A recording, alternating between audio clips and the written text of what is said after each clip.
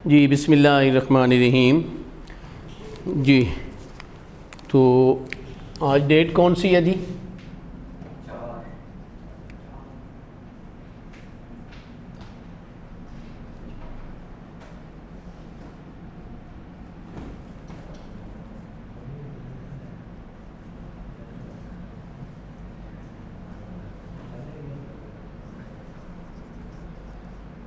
Chapter number 1 था हमारा जो हम पढ़ रहे हैं, और लेक्चर नंबर आज क्या है जी?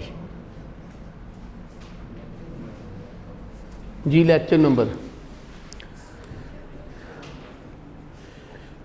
यार लिख लिया करें।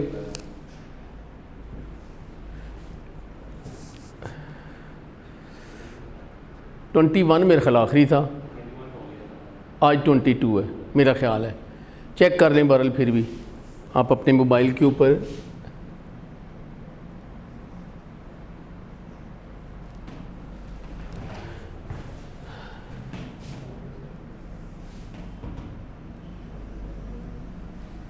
आप अपने पास भी लेक्चर नंबर लिख लिया करें हैं।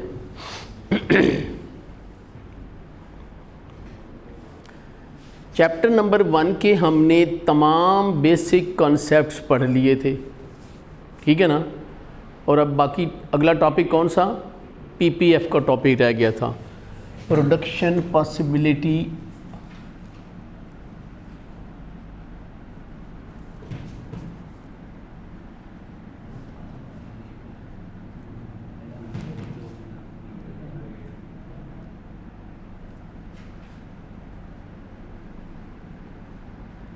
फ्रंटियर, पीपीएफ या प्रोडक्शन पॉसिबिलिटी कर्व भी बोलते हैं, यानी पीपीसी भी हम इसको बोलते हैं।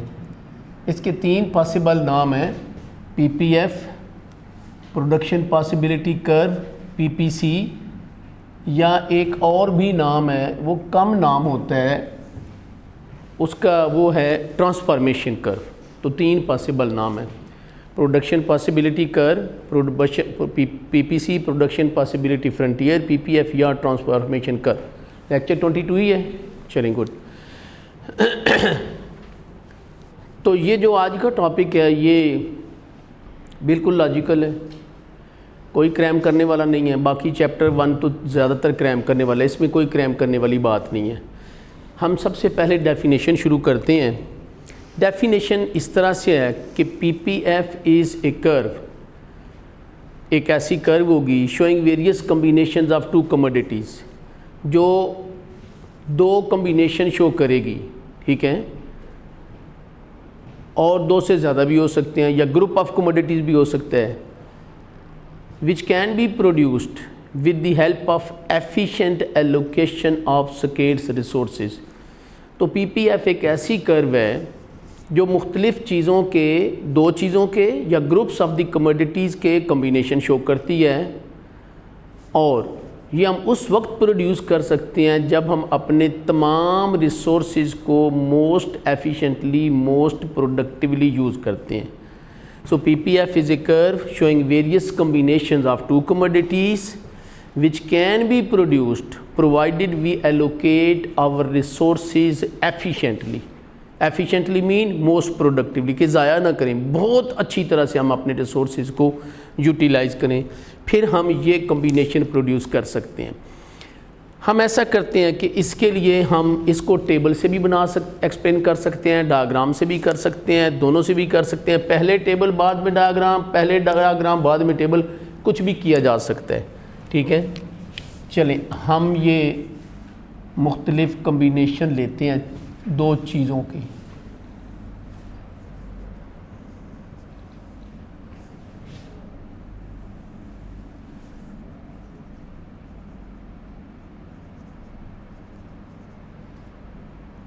कॉम्बिनेशंस, और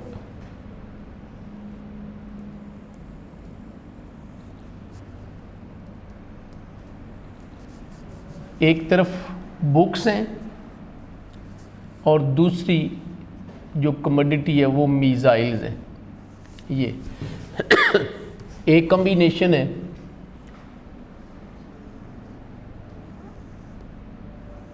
विच कंटेन 100 बुक्स एंड 0 मिसाइल। ठीक है, और हमने ये कहा कि हर combination most efficient allocation of resources show कर रहा है। तो इसका मतलब है कि हम अपने तमाम resources, land, labour, capital, entrepreneurship, इनको हम मोस्ट एफिशिएंटली यूटिलाइज करेंगे। हम 100 बुक्स बना सकते हैं तो मिसाइल नहीं बना सकते हैं।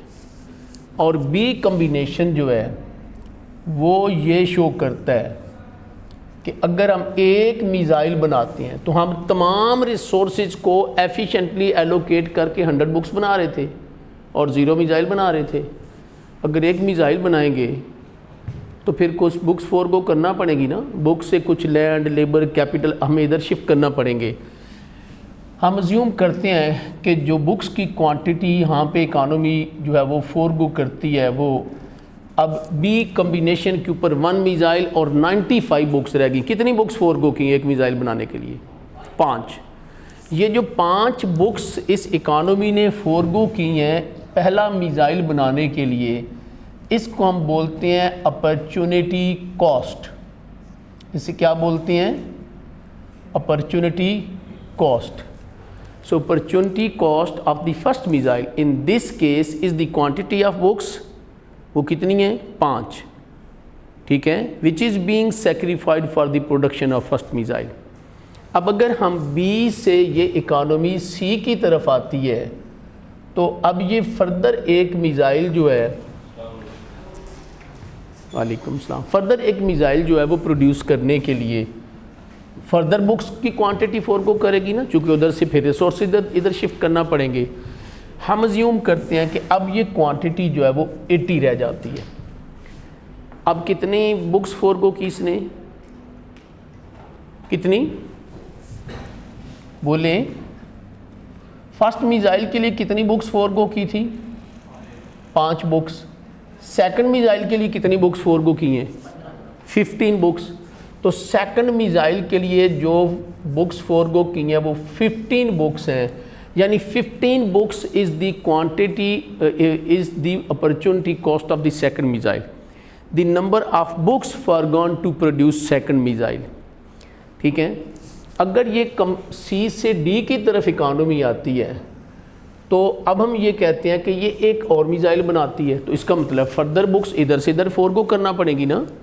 इधर से इधर जब रिसोर्सेज शिफ्ट करेंगे तो फर्दर जो है वो फोरगो करेंगे। अब हम अज्यूम करते हैं कि ये क्वांटिटी जो है अब यहाँ पे रह जाती है 50। कितनी बुक्स फोरगो की? अब आपने 30 बुक्स फोरगो की। तो तीसरे मिसाइल की जो अपॉर्चुनिटी कॉस्ट है वो कितनी बुक्स हैं? 30 बुक्स हैं। और अगर ये चौथा मिसाइल बनाती है तो it will move from D to E combination, तो यहाँ पे अब बुक्स की क्वांटिटी रह जाती है से 0। कितनी? अब चौथे मिसाइल के लिए कितनी बुक्स फोरगो की हैं? 50 बुक्स फोरगो की हैं। तो फोर्थ मिसाइल की जो अपॉर्चुनिटी कॉस्ट है वो है in the shape of books 50 books, the quantity of books forgone to produce fourth missile. ठीक हो गया? अब अगर आप देखें तो हर अगले मिसाइल की opportunity cost in the shape of books पहले 5, फिर 15, फिर 30, फिर 50 बढ़ती चली जा रही है ना। तो अपॉर्चुनिटी कॉस्ट का जो रियल ट्रेंड होगा वो हमेशा इंक्रीजिंग ट्रेंड होगा। ठीक है, अब हम यहाँ पे अपॉर्चुनिटी कॉस्ट जो है उसकी एक डेफिनेशन अप्लाई तो कर लिया ना हमने इसके ऊपर, एग्जाम्पल के ऊपर आपको समझ आ गई कि किसी भी चीज़ की अपॉर्चुनिटी कॉस्ट किसी दूसरी चीज़ की वो क्वांटिटी है जो उसके लिए हम फोरगो करेंगे, ना कि उसकी अपनी प्रोडक्शन कॉस्ट। मिसाइल की अपनी production cost in the shape of raw material, land, labour, capital ये नहीं है, बल्कि मिसाइल की अपॉर्चुनिटी कॉस्ट वो क्वांटिटी ऑफ बुक्स है इस केस में जो कि हम फोरगो कर रहे हैं मिसाइल के लिए। डन हो गया? अब हम एक जनरल डेफिनेशन भी कर लेते हैं कि opportunity cost of commodity X is the quantity of commodity Y forgone to produce a unit of commodity x.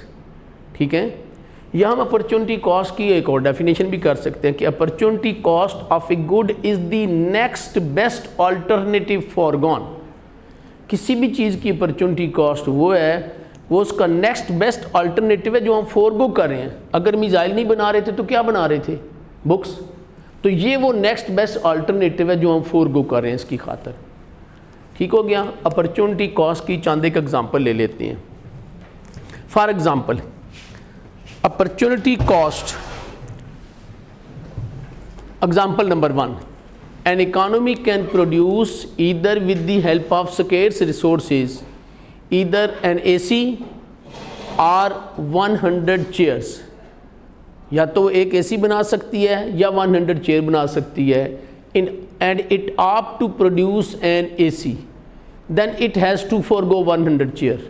so 100 chairs is the opportunity cost of an AC।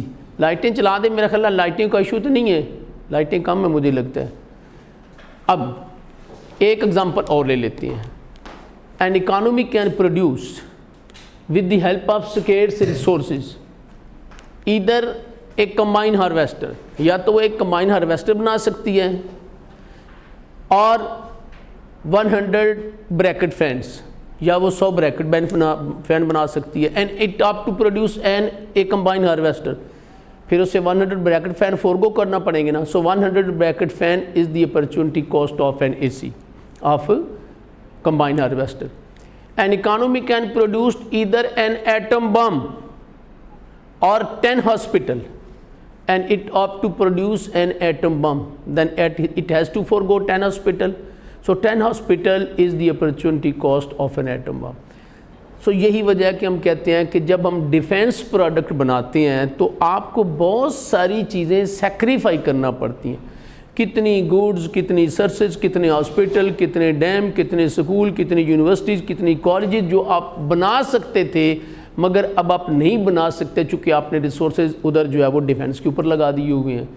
तो डिफेंस प्रोडक्ट की opportunity cost आ रही होती है। ठीक है, हर एक की वैसे तो आ रही होती है। 2-3 एग्जाम्पल ले ली हुई हैं जी। अब हम आते हैं कि अगर मैं कहूँ, मैंने तो एक की अपॉर्चुनिटी कॉस्ट बताई थी। अगर इकानमी B से C की तरफ आती है तो 2 मिसाइल, 0 से 2 मिसाइल बने। अब 2 मिसाइल की अपॉर्चुनिटी कॉस्ट क्या हुई इन द शेप ऑफ बुक्स? कितनी? 20 बुक्स हुई।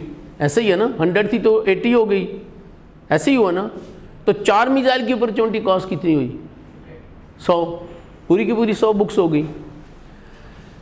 चलें जी, अब हम आते हैं कि इसके लिए ये जो अपॉर्चुनिटी कॉस्ट का जो ट्रेंड है, इसको अगर हम देखें तो ये इंक्रीजिंग ट्रेंड है। ठीक है, इसको हम डिस्कस करते हैं, लेकिन हम ऐसा करते हैं कि पहले इसकी एक डायग्राम बना लेते हैं।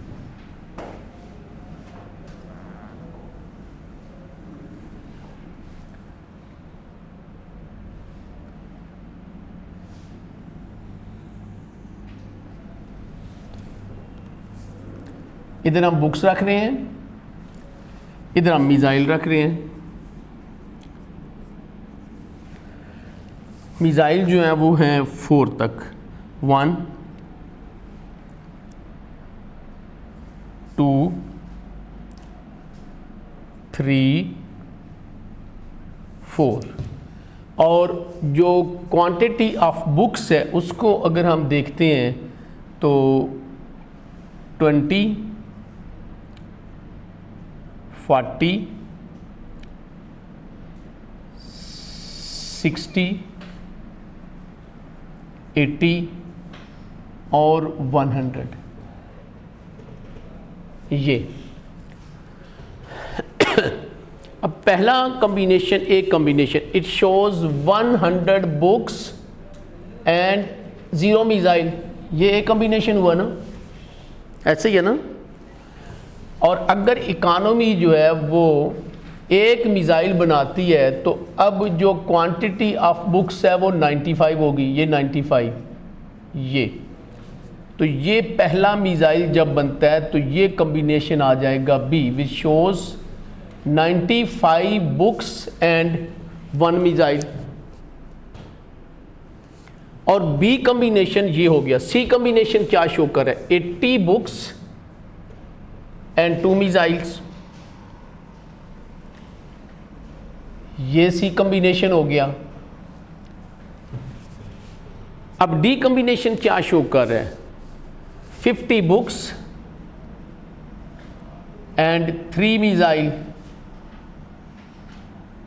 और ई कॉम्बिनेशन क्या है? ये 4 मिसाइल और 0 बुक्स।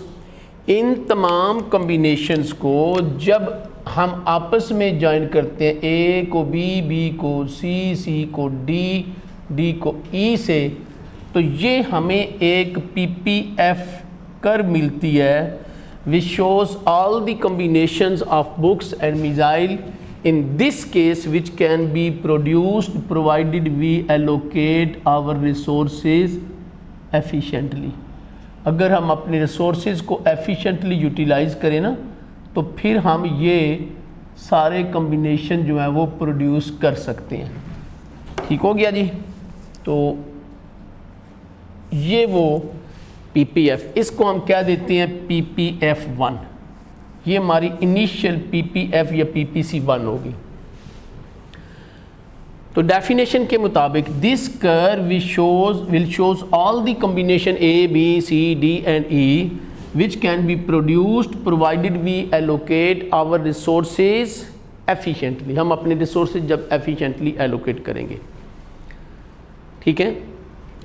हाँ, A कॉम्बिनेशन के ऊपर है, जैसे उधर बात की थी जिसमें 100 बुक्स हैं और कितनी मिसाइल हैं? 0 मिसाइल। अगर इकानमी ए से बी कॉम्बिनेशन की तरफ आती है तो 1 मिसाइल बनाती है, तो बुक्स कितनी फोरगो की जा रही हैं? 50 बुक्स। कितनी? 50 बुक्स। 5 बुक्स ना, तो बताएं ना, 50 में गलत कह रहा हूँ, तो 5 बुक्स हैं, 50 नहीं है, ये 5 बुक्स हैं। और भाई 100 थी तो 95 होगी, तो 5 बुक्स है ना। तो ये वो 5 बुक्स जो पहले लिखा था, 5 बुक्स फर्स्ट मिसाइल की अपॉर्चुनिटी कॉस्ट है। जब इकानमी बी से सी कॉम्बिनेशन की तरफ आती है तो फिर कितनी बुक्स फोरगो की जा रही हैं? पहले 5 बुक्स फोरगो की जा रही थी। अब यहाँ से चले, ये 5 लिख देते हैं, यहाँ से यहाँ कितनी बुक्स हैं? 15 बुक्स। फिर कितनी? 30 बुक्स। और फिर कितनी? 50 बुक्स।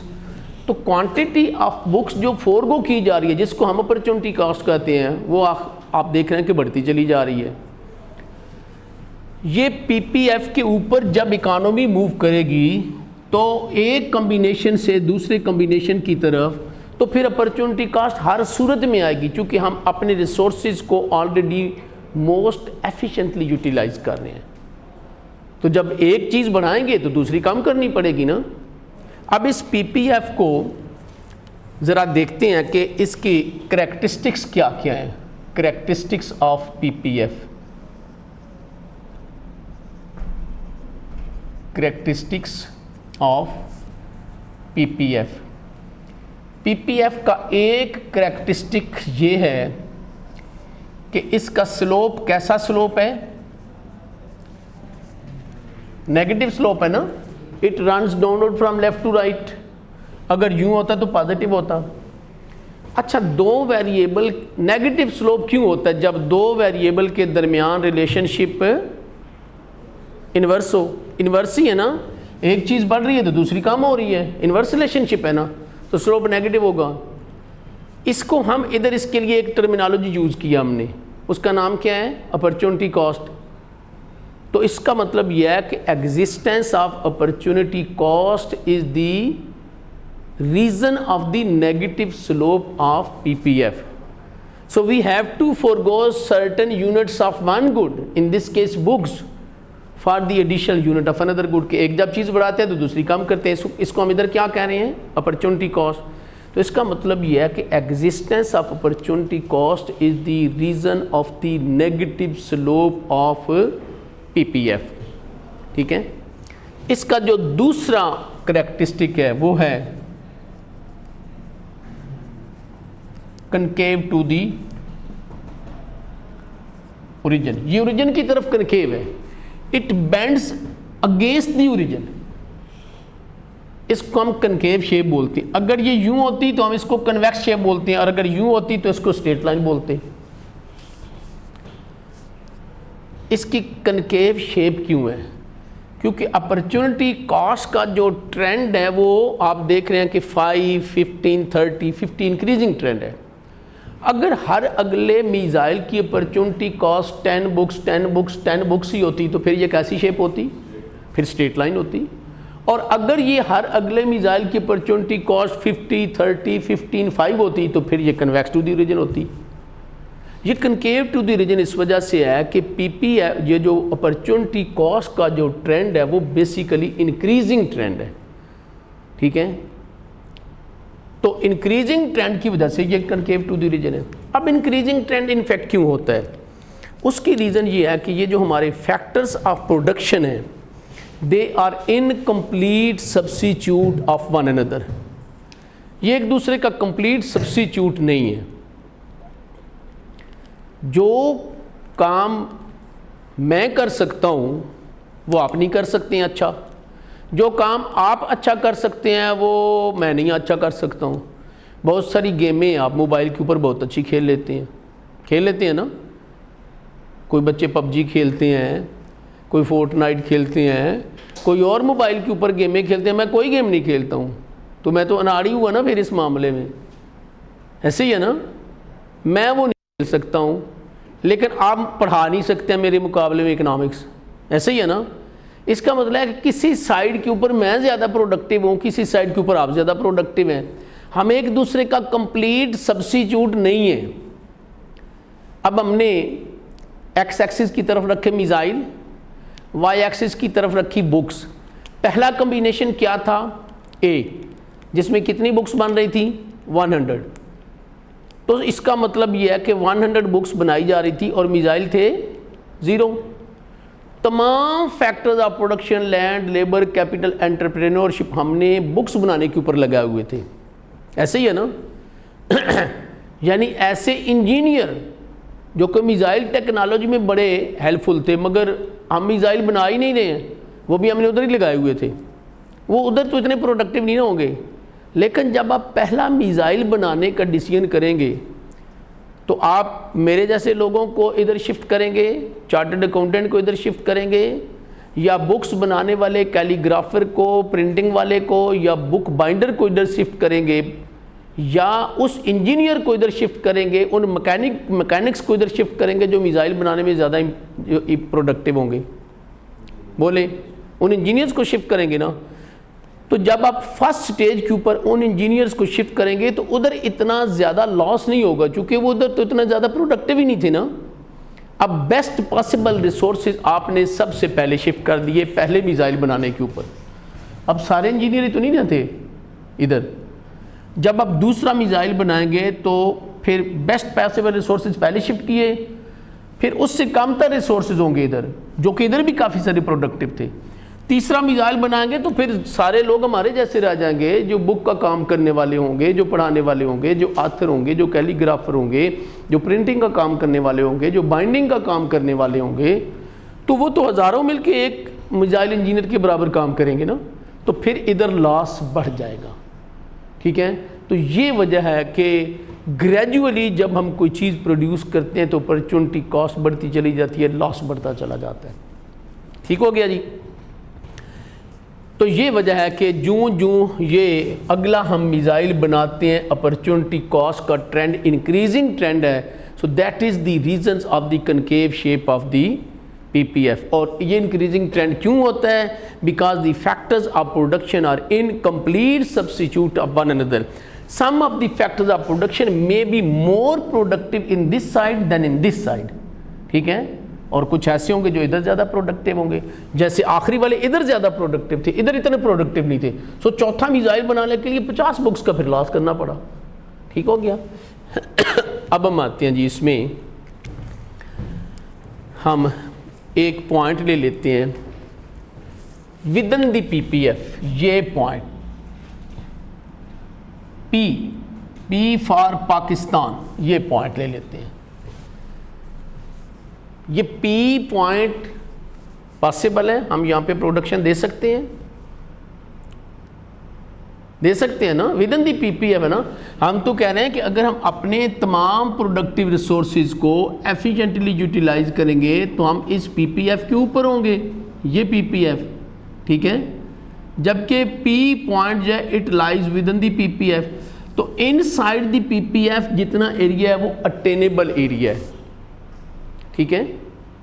पीपीएफ के ऊपर जो एरिया वो भी अटेनेबल है और वो मोस्ट प्रोडक्टिव रिसोर्सेज की एलोकेशन शो करता है, ये अटेनेबल है, लेकिन ये कम प्रोडक्शन शो कर रहा है ना, ऐसे ही है ना। इस पॉइंट के ऊपर इधर 50 बुक शो हो रही हैं, इधर 2 मिसाइल शो हो रहे हैं, तो ये पी जो पॉइंट है, P for Pakistan, it shows inefficient allocation of the resources, ये inefficient allocation of resources show करता है। जैसे पाकिस्तान में है, हम अपनी लैंड को प्रॉपरली कल्टीवेट नहीं करते हैं, 25% लैंड जो है वो हम ज़ाया करते हैं, कल्टीवेट नहीं करते हैं।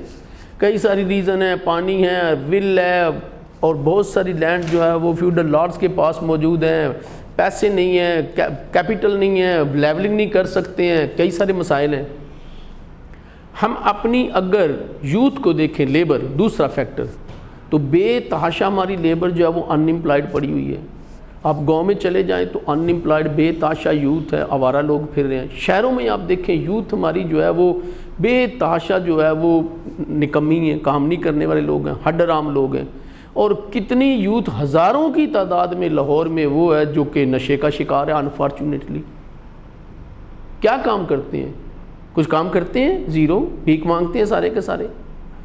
सो लिहाजा फिर तीसरा फैक्टर देखें, कैपिटल। क्या हम अपनी हमारी फैक्ट्री 24 और 7 डेज चलती हैं अमेरिका, यूरोप, जापान, चाइना की तरह? नहीं ना चलती हैं। कई तो फैक्ट्रीज ऐसी हैं जो कई सालों से बंद हैं। कुछ फैक्ट्री ऐसी हैं जो हर साल 2 महीने बंद होती है जब गैस की लोड शेडिंग होती है। और 100% तो कोई भी फैक्ट्री नहीं चलती है। और भाई रोज़ तो लोड शेडिंग होती है बिजली की, ऐसे ही है ना। इसका मतलब रोज़ एक फैक्ट्री बंद होती है, कई घंटे बंद होती है। सो लिहाजा हम अपना कैपिटल भी मोस्ट एफिशिएंटली यूटिलाइज नहीं करते हैं चाइना, अमेरिका, यूरोप, जापान की तरफ। हमारा एंटरप्रेन्योर भी ऐसे ही है। अगर हम अपने एग्जिस्टिंग, तो हम विद इन दी पीपीएफ हुए ना, हम एफिशिएंट एलोकेशन ऑफ रिसोर्सेज नहीं करते हैं, इनएफिशिएंट एलोकेशन ऑफ रिसोर्सेज करते हैं। So we are producing goods and services inside the PPF, ठीक है, अटेनेबल है। लेकिन अगर हम अपनी रिसोर्सेज की, एग्जिस्टिंग रिसोर्सेज की एफिशिएंट एलोकेशन करें, कोई बाहर तो नहीं है। अगर हम रिसोर्सेज की जो है वो बेस्ट एलोकेशन करें तो फिर हम ज़्यादा प्रोड्यूस कर सकते हैं ना। मसलन लैंड हम बाकी मुल्कों की तरह मोस्ट प्रोडक्टिवली यूज़ करें। लेबर जो अनएम्प्लॉयड पड़ी है, जो यूथ हमारी आवारा फिर रही है, हड्डराम लोग हैं, उनको काम के ऊपर लगा दें, आउटपुट बढ़ेगी ना। फैक्ट्री जो नहीं चल रही उनको चलाना शुरू कर दें, आउटपुट बढ़ेगी ना। कोई लॉस होगा? लॉस तो कोई नहीं होगा, चूँकि रिसोर्सेज की एलोकेशन जो पहले थी वो तो प्रोडक्टिव है ही नहीं थी, इनएफिशिएंट एलोकेशन ऑफ रिसोर्सेज थी। तो ये मुमकिन है कि हम यहाँ से यहाँ पे आ जाएं, ये पॉसिबिलिटी है। यहाँ से यहाँ पी से सी की तरफ कितनी बुक्स बढ़ी? पी से सी की तरफ जब आए 30, कोई लॉस हुआ नहीं, विद रिस्पेक्ट टू पी कोई लॉस नहीं। ये भी मुमकिन है कि हम इधर आ जाएं, इधर 30 बुक्स बढ़ी, कोई लॉस नहीं हुआ। इधर कितनी मिसाइल बढ़े? 1 मिसाइल बढ़ा, कोई लॉस हुआ? कोई लॉस नहीं हुआ। ये भी मुमकिन है कि हम यहाँ से यहाँ पे आ जाएं, तो ये पी क्यों पॉइंट के ऊपर आधा मिसाइल भी बढ़ गया, 15 बुक्स भी बढ़ी, कोई लॉस हुआ? कोई लॉस नहीं हुआ। तो जब हम विद इन दी पीपीएफ होंगे, हम अपने रिसोर्सेज को इनएफिशिएंटली यूटिलाइज कर रहे होंगे, तो फिर इस पॉइंट के ऊपर होंगे। और अगर उन रिसोर्सेज को हम अमेरिका, यूरोप की तरह मोस्ट प्रोडक्टिवली एफिशिएंटली यूटिलाइज करेंगे, so we will move from P to C, P to D, P Q, P to R Q. तो पी से हम किधर मूव करेंगे? या तो क्यू की तरफ, या सी की तरफ, या हम मूव करेंगे डी की तरफ। तो आउटपुट बढ़ेगी ना, पर कोई लॉस होगा?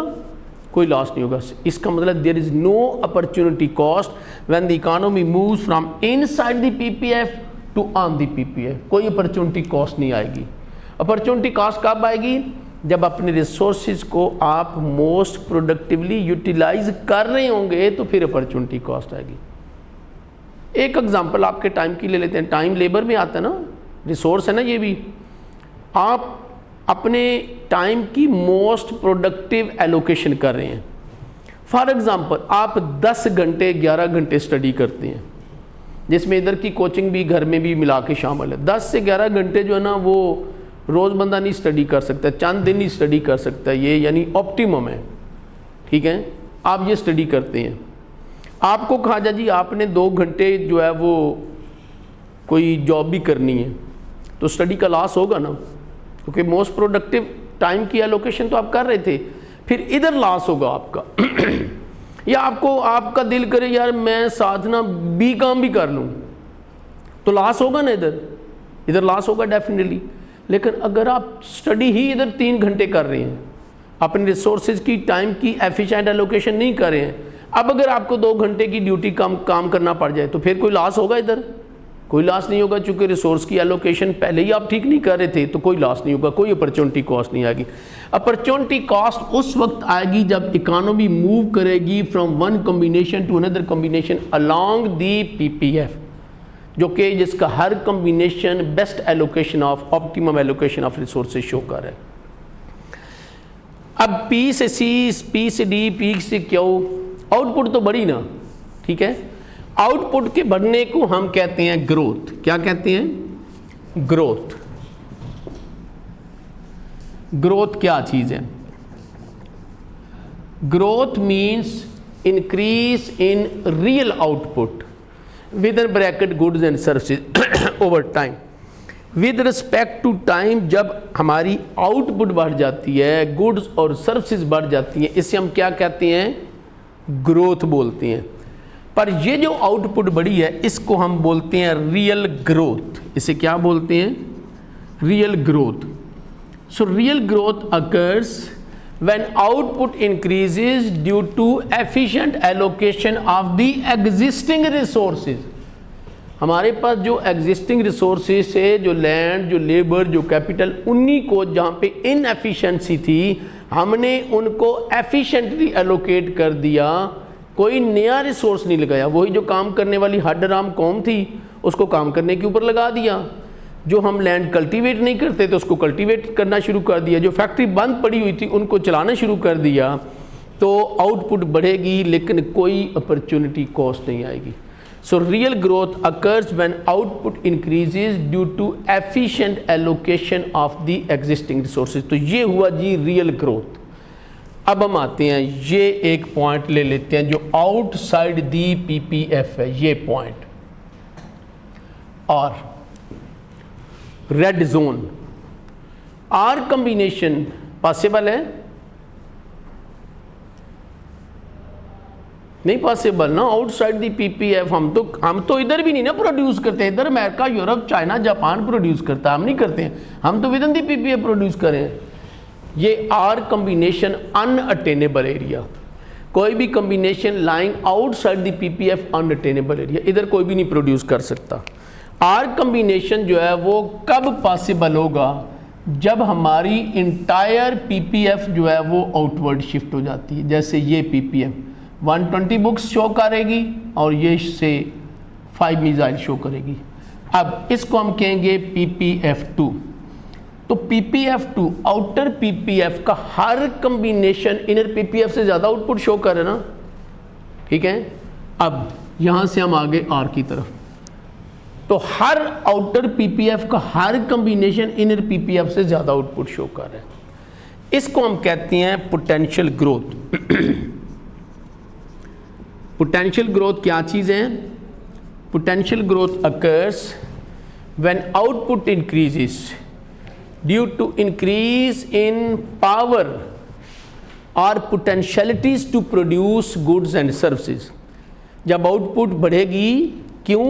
कि जब हमारी पावर बढ़ जाए, पोटेंशियलिटी टू प्रोड्यूस गुड्स और सर्विसेज बढ़ने से फिर जब हमारी आउटपुट बढ़ेगी तो इंटायर पीपीएफ आउटवर्ड शिफ्ट हो जाएगी। ठीक है, अब हम आते हैं जी, ये पीपीएफ आउटवर्ड शिफ्ट कैसे होती है, causes of outward shift in PPF. इसके ऊपर लाजमी आई कैप एक आधा एमसीक्यू दे देता है इस टॉपिक के ऊपर, चूँकि ये बड़ा लॉजिकल टॉपिक है, समझने वाला है, रट्टा मारने वाला बिल्कुल नहीं है। Causes of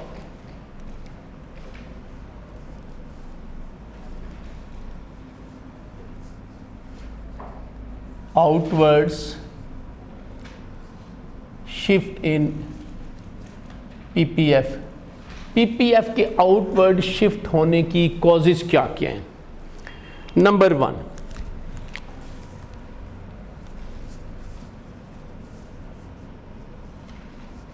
increase in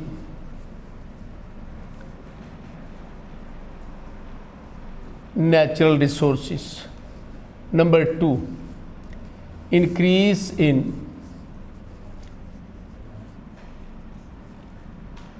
human capital. Number 3, increase in capital या investment. Number 4,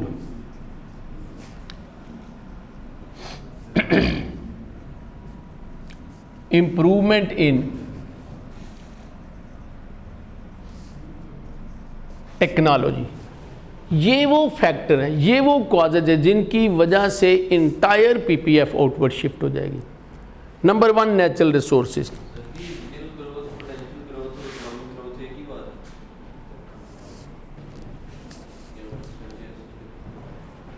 डेफिनेशन बताइए ना। ग्रोथ का मतलब increase in output over time with respect to time, goods और सर्विसेज का बढ़ना। कागज के नोटों का नहीं, कागज के नोटों से इन्फ्लेशन होता है, गुड्स और सर्विसेज का बढ़ना ये ग्रोथ है। रियल ग्रोथ क्या है? रियल ग्रोथ ये है कि जब आप अपने रिसोर्सेज को, एग्जिस्टिंग रिसोर्सेज को एफिशिएंटली यूटिलाइज करें। तो एग्जांपल दिया यहाँ पे, आप अपनी हड आराम कॉम को लगा दें, काम के ऊपर आउटपुट बढ़ेगी। जो आप लैंड कल्टीवेट नहीं करते हैं उसको कल्टीवेट शुरू कर दें तो आउटपुट बढ़ेगी। जो फैक्ट्रीज बंद पड़ी हैं उनको चलाना शुरू कर दें तो आउटपुट बढ़ेगी। इसको हम कहेंगे रियल ग्रोथ। लेकिन ये पॉइंट आउटसाइड दी पीपीएफ है। ये कब पॉसिबल होगा? जब हमारी पावर टू प्रोड्यूस गुड्स और सर्विसेज बढ़ जाएगी, नए रिसोर्सेज आ जाएंगे, उसको हम कहेंगे पोटेंशियल ग्रोथ। उसकी वो कॉजेज बयान करने लगे हैं जी। Increase in natural resources. अगर आप अपने नेचुरल रिसोर्सेज, हमारे अगर नेचुरल रिसोर्सेज बढ़ जाए, मसलन फर्टिलिटी ऑफ लैंड बढ़ जाए, ठीक है, कश्मीर हमें मिल जाए, ठीक है, आप देख रहे हैं कि ये दुनिया का सबसे बड़ा झूठ बोल रहा है, अल्लाह करे हो सकता है कोई मुआजिज़ा हो ही जाए ना, ठीक है।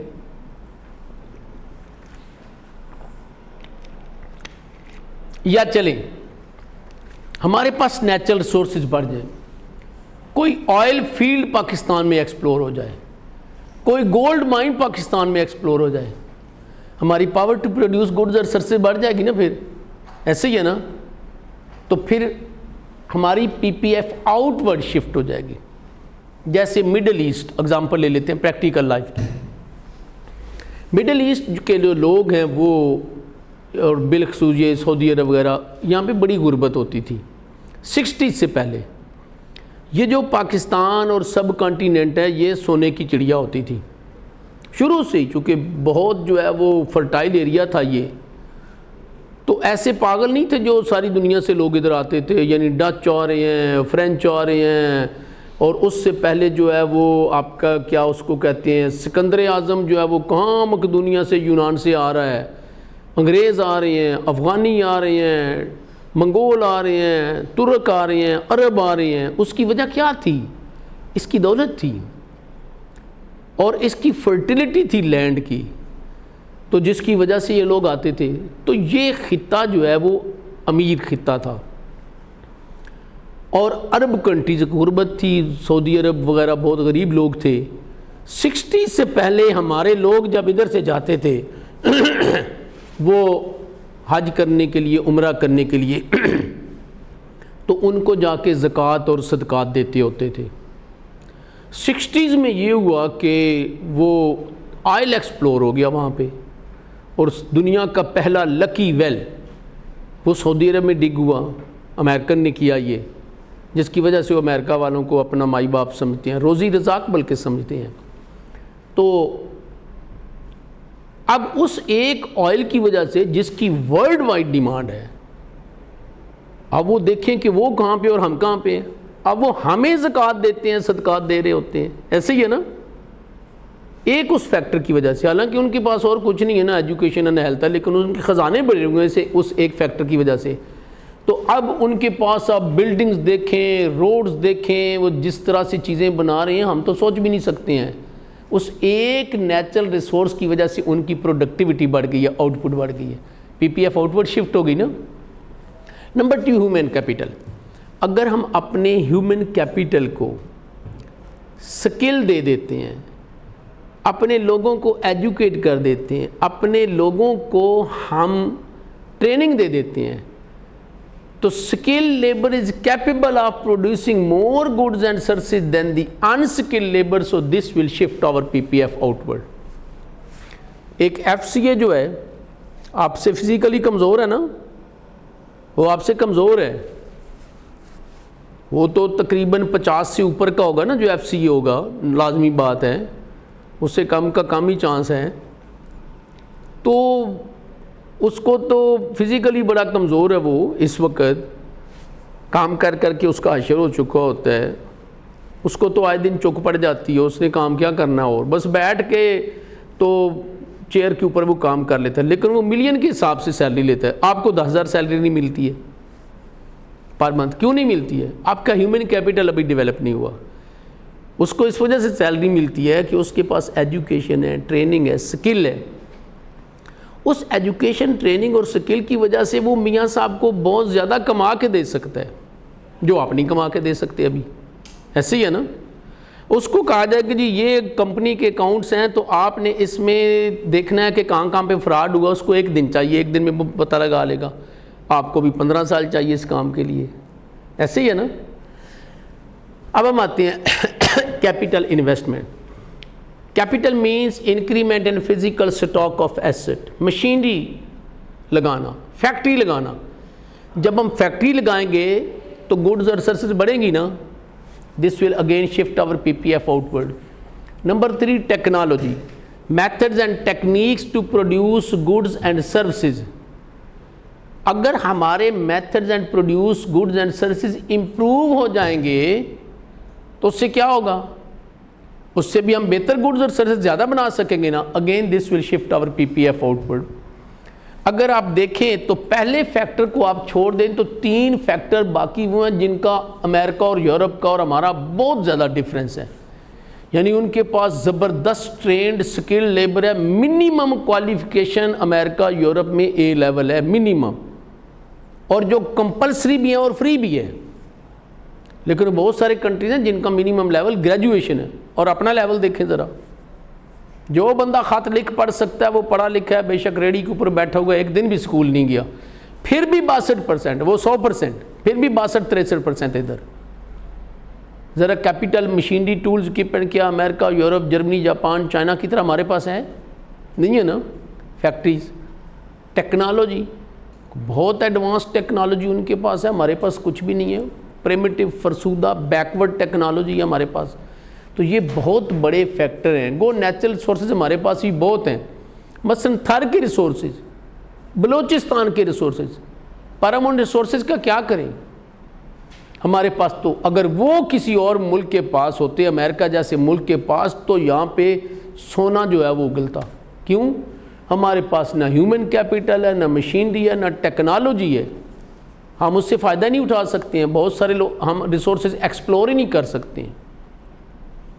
ये जो प्रीशियस मेटल है, ये प्रीशियस स्टोन है, ये रूबी और मरजान और याकूत वगैरह, ये हम इधर बलूचिस्तान से निकालते हैं ब्लास्ट के मेथड से, जिसमें 60-70% धमाका करके 67 डायनामाइट लगा के 60-70% वेस्ट हो जाता है।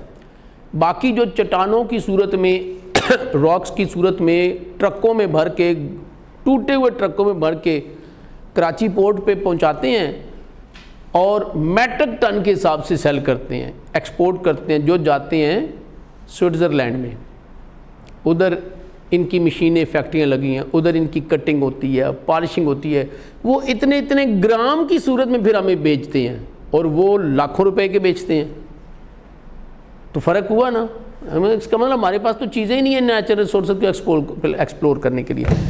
चलें जी, अब हम आते हैं, तो इनकी वजह से पीपीएफ आउटवर्ड शिफ्ट हो जाती है। अब अगर ये सारे फैक्टर या कोई एक कम हो जाए तो पीपीएफ इनवर्ट शिफ्ट हो जाएगी। जैसे किसी कंट्री में जंग लग जाती है, ड्राउट आ जाता है, तो पीपीएफ इनवर्ट शिफ्ट हो जाएगी। अब वो पहले से कम गुड्स और सर्विसेज बनाने के काबिल होंगे, जैसे अफ़गानिस्तान, जैसे इराक, जैसे कुवैत, जैसे जर्मनी। सेकंड वर्ल्ड वॉर में बहुत ज़्यादा गुर्बत हो गई जर्मनी में, और आप अगर हिस्ट्री में देखें तो 50s में पाकिस्तान ने जर्मनी को एड एड दी थी, आप अंदाज़ा करें, पाकिस्तान ने, और अब वो हमें दे रहा होता है। चलें जी, ये हमारा टॉपिक कंप्लीट हो गया जी। अब हम आते हैं जी इकोनॉमिक सिस्टम की तरफ। कोई चीज़ रह तो नहीं गई यहाँ पे भाई? कुछ नहीं ना रह गया? चलें, इकोनॉमिक सिस्टम की तरफ अब हम आते हैं।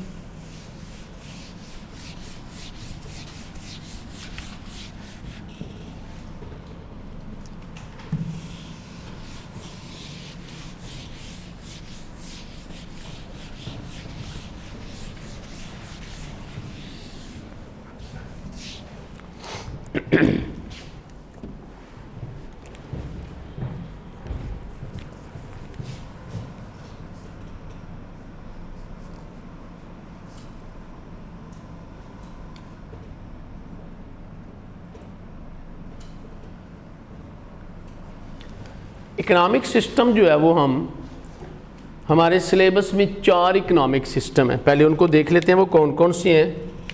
एक का नाम होगा फ्री मार्केट या मार्केट इकोनॉमी, फ्री मार्केट या मार्केट इकोनॉमी या फ्री मार्केट इकोनॉमी, इसको हम कैपिटलिज्म भी बोलते हैं और इसको लेजिज फेयर इकोनॉमी भी कहते हैं। कई सारे नाम हैं, सारे मैंने ले लिए। फ्री मार्केट इकोनॉमी, सिर्फ मार्केट इकोनॉमी, कैपिटलिज्म या लेजिज फेयर इकोनॉमी। एक दूसरा इकोनॉमिक सिस्टम हमारे सिलेबस का हिस्सा है प्लान्ड इकोनॉमी,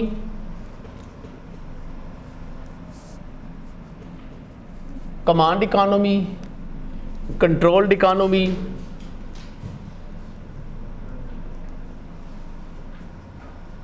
या सोशलिज्म इसका नाम है।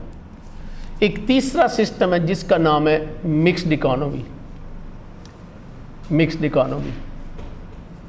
और एक चौथा सिस्टम भी अब हमारे सिलेबस का हिस्सा जिसका नाम है इस्लामिक इकोनॉमिक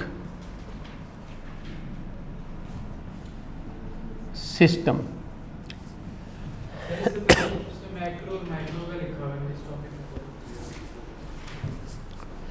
चलें, बस अब ना इसको शुरू कर लिया तो हम इसको पहले पढ़ते हैं। आपको बताया था कोई चीज़ रह तो नहीं की थी, आप बता देते। अच्छा, माइक्रो मैक्रो हमने पढ़ा नहीं था, बाकी सारे बेसिक कंसेप्ट पढ़ लिए थे, माइक्रो मैक्रो नहीं पढ़ा था, टच भी नहीं किया। चलें, अब इकोनॉमिक सिस्टम पढ़ने के बाद मुझे याद करवाना, ठीक है? चलें जी, तो ये 4 इकोनॉमिक सिस्टम हमारे सिलेबस का हिस्सा है, हम इनको स्टडी करेंगे। और पहले वाले 3 इकोनॉमिक सिस्टम, ये वाले, ये हम parallel side by side study करेंगे। इस्लामिक इकोनॉमिक सिस्टम को आखिर के ऊपर स्टडी करेंगे।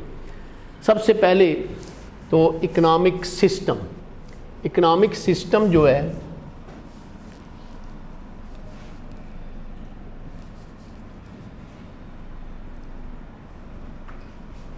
इसकी पहले तो डेफिनेशन करते हैं। इकोनॉमिक सिस्टम है क्या चीज़?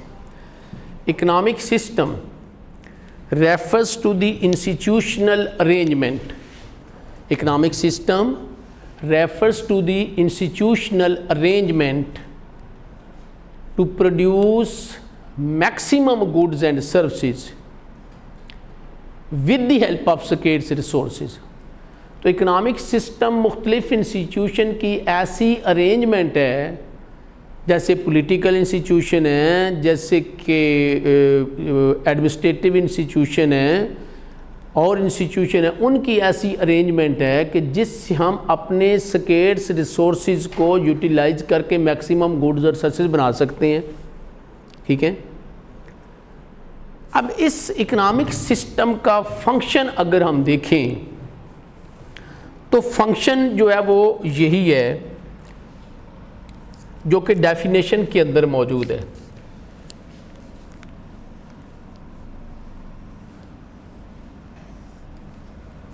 स्केर्स रिसोर्सेज हैं, वो कौन कौन से हैं?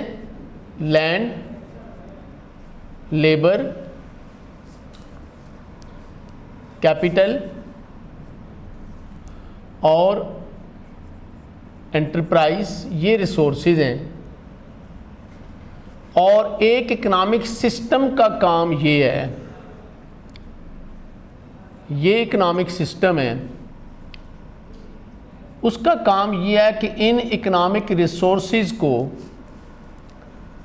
यूटिलाइज करके किस तरह से मैक्सिमम गुड्स और सर्विसेज प्रोड्यूस करे,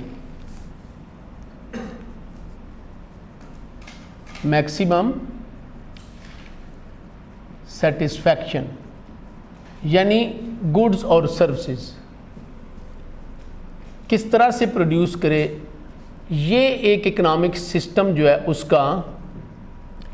उसका फंक्शन है। तो फंक्शन एक इकोनॉमिक सिस्टम का ये होगा कि how to produce maximum goods and services with the help of scarce resources. तो किसी भी इकोनॉमिक सिस्टम का जो फंक्शन है वो ये फंक्शन है, जो कि इनफैक्ट उसकी डेफिनेशन के अंदर ही मौजूद है। चले, आज का लेक्चर जो है वो हम यहीं पे कंक्लूड कर देते हैं। कल इंशाल्लाह हम इन तीनों इकोनॉमिक सिस्टम को कल के लेक्चर में ही तकरीबन कंप्लीट कर लेंगे, और परसों हमारा ये जो इस्लामिक इकोनॉमिक सिस्टम है ये भी कंप्लीट हो जाएगा। माइक्रो मैक्रो इतना बड़ा टॉपिक नहीं है, तो इंशाल्लाह इस वीक में ये चैप्टर हमारा कंप्लीट हो जाएगा। ठीक हो गया जी, चलें।